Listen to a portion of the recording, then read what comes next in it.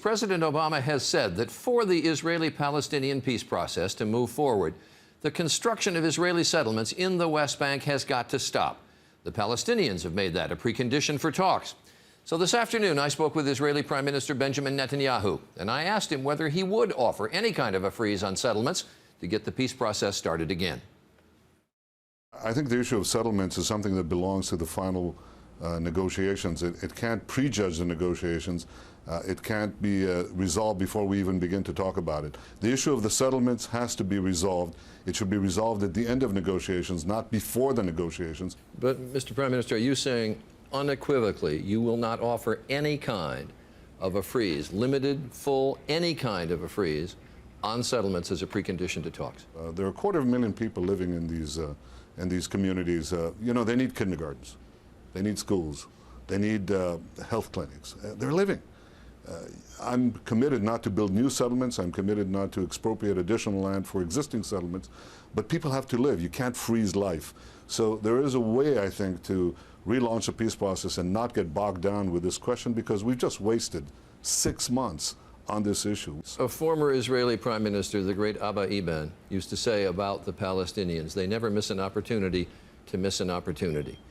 If you take this position on settlements, aren't you missing an opportunity? Charlie, I set no preconditions on the beginning of negotiations. I said I'm willing to go anywhere, any place to meet any Arab leader. First of all, the Palestinian leaders, to move towards peace. And I think Mahmoud Abbas has a great choice to make. We all do. But he has to decide. Is he going to be an Arafat or an Anwar Sadat? If he's an Anwar Sadat, he'll find in me a partner for peace, and we'll make peace. Mr. Prime Minister, just a couple of questions, if I may, on Iran. Our intelligence services, your intelligence services, struggle with the issue of how close they are to having nuclear weapons and how close they are to delivering them. How close do you think they are? They're getting closer. There's no question about that. And what does that mean? The Iran government right now is in turmoil. Does that make them more dangerous or less? To have the Ayatollah regime acquire nuclear weapons, no matter how weak they are today, tomorrow they'll be a hell of a lot stronger. And that is something that would threaten the peace of the world. It should not be allowed to happen. You say they are close in your mind. Is there a point where it becomes impossible for Israel to live in the shadow of a nuclear Iran? Charlie, I'm not going to deal in hypotheticals. Of course, every country reserves the right of self-defense, and Israel is no exception.